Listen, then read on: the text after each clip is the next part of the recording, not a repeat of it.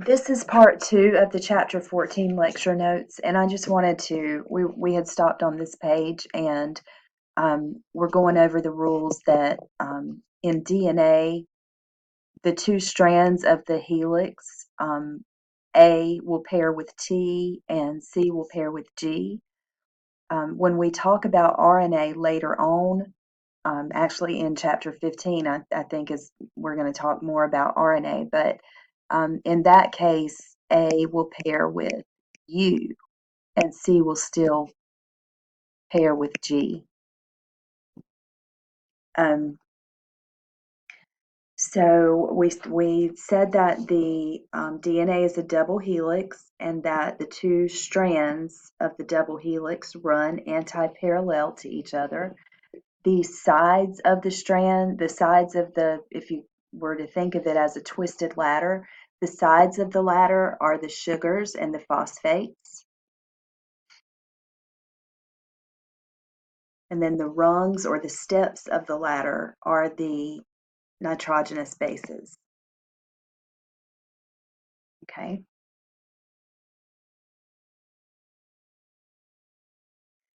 The Sanger method of sequencing DNA can be viewed on slide number 11. And now we're going to talk about DNA replication. DNA replication is semi-conservative. And that means that if this is your original strand of DNA, that the DNA is separated and each old strand is used to sequence or to provide the blueprint for a new strand. So you end up with, every time DNA replicates, you end up with a copy of the original DNA, but one of the strands is old and one is new.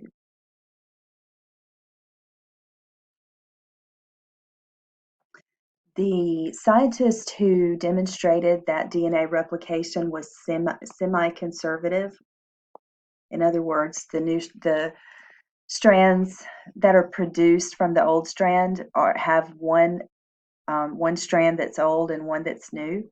These scientists were Meselson and Stahl, and they did their experiments with E. coli bacteria using two different isotopes of nitrogen.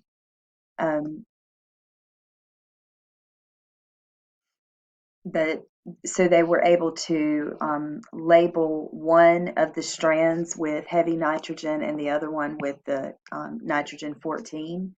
And so they could tell that the new strands contained one old and one new, just because they were labeled differently.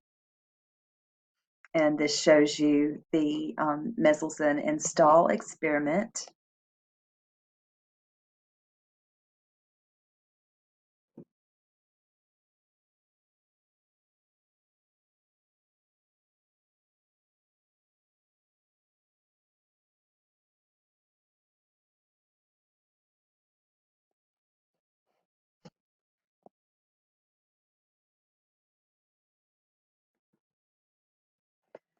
Okay, now DNA replication involves a lot of different enzymes. It's a process that involves many different enzymes.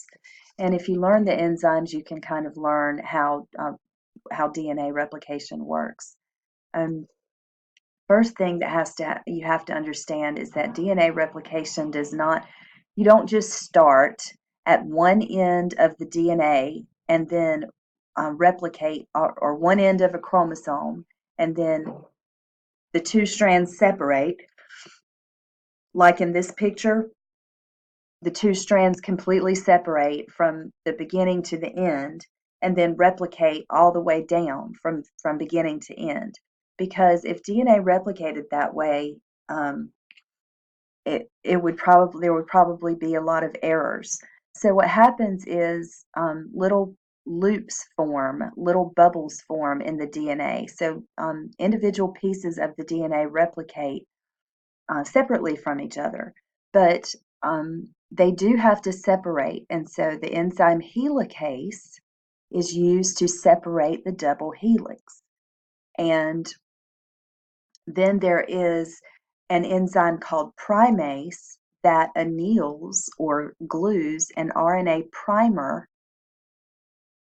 to the beginning sequence of nucleotides. The RNA primer is complementary. That means its nucleotide bases pair up with the bases of the old DNA.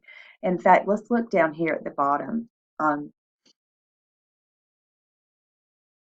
first, because this is the lagging strand, which is harder to understand. The leading strand is easy, okay? So with the leading strand, we have helicase that has separated the double helix. We have a sliding clamp, and then we have DNA polymerase 3. DNA polymerase 3 is adding nucleotides, complementary nucleotides to the old strand. So, for example, if there's an A over here, the DNA polymerase 3 is adding a T over here. And those nucleotides are just floating around in the nucleoplasm, in the fluid inside of the nucleus.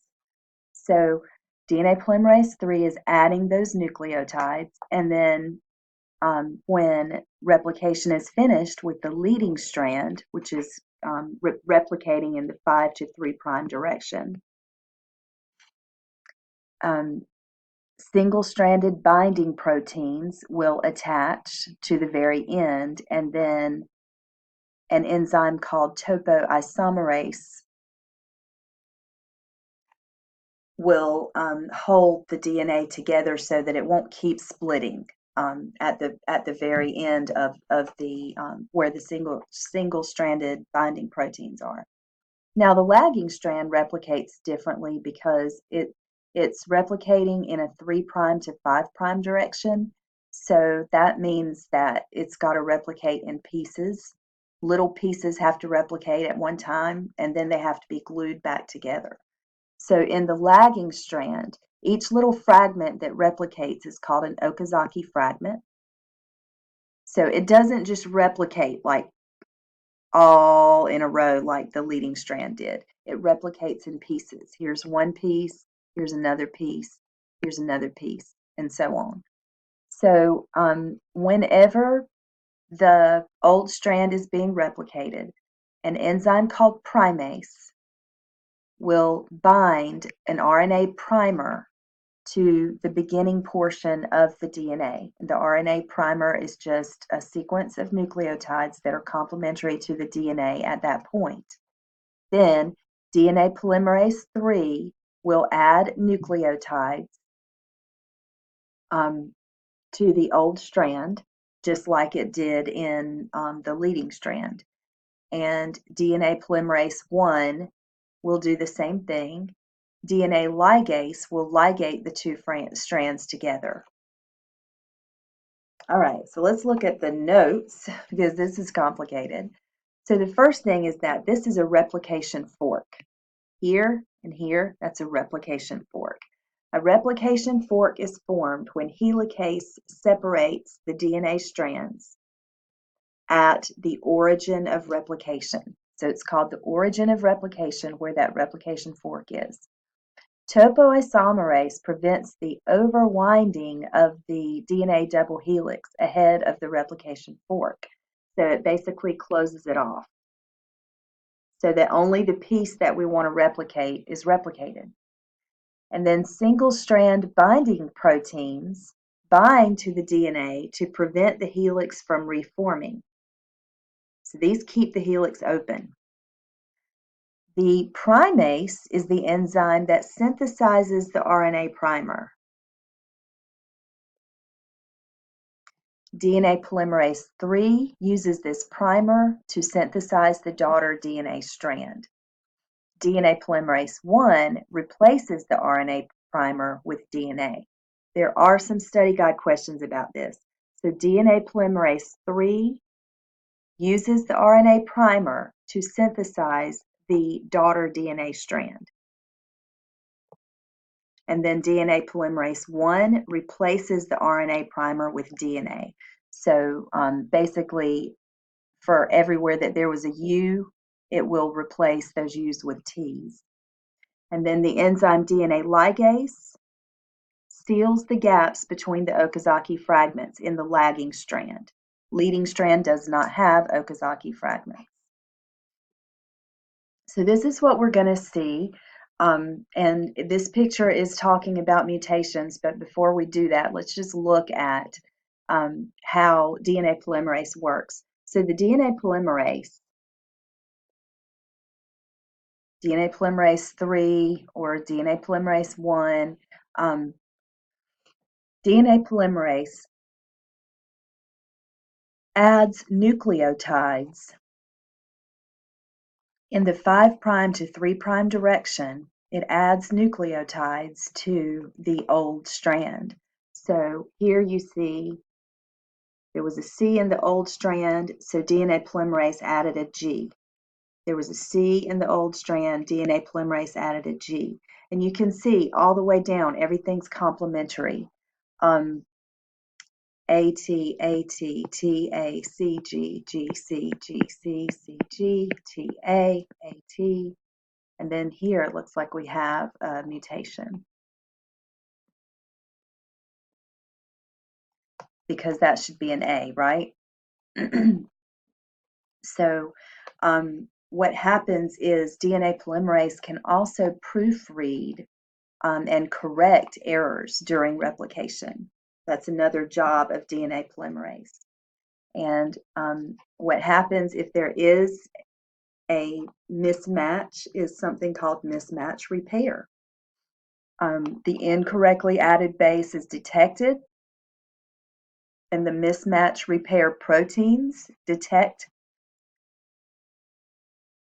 and remove this base, and then the gap is filled with the correct base. So if we go back to this mistake, the gap would be filled, this G would be removed, and then an A would replace it. And so most mutations in DNA, mutations can happen for a lot of reasons, but most mutations in DNA are corrected and repaired. They don't lead to any problems. Now, let's see, nucleotide excision. Nucleotide excision repairs thymine dimers. That means two thymines together. When exposed to ultraviolet radiation, thymines lying adjacent to each other can form covalently linked thymine dimers. In normal cells, these mutations are excised and replaced. So a thymine that is covalently bonded to another thymine beside of it is a mutation. And so in a normal cell, that mutation is excised and replaced. So one of the T's is removed and replaced with another T, just so that they won't be covalently bonded. But this can happen from ultraviolet radiation, so lying out in the sun, getting sunburned, that kind of thing. All right. Replication potentially shortens the ends of eukaryotic chromosomes. And so it says the ends of linear chromosomes are maintained by the action of telomerase enzyme. There's a lot of questions in your study guide about enzymes. So telomerase is an enzyme that acts on the ends of the chromosome. And it has an associated RNA that complements the 3' overhang at the end of the chromosome. Okay, so here's your 3' overhang. And it says the RNA template is used to synthesize the complementary strand. So there's an RNA template that telomerase uses. You know this is RNA because it has uracils instead of thymines. And then telomerase shifts and the process is repeated. And primase and DNA polymerase synthesize the complementary strand.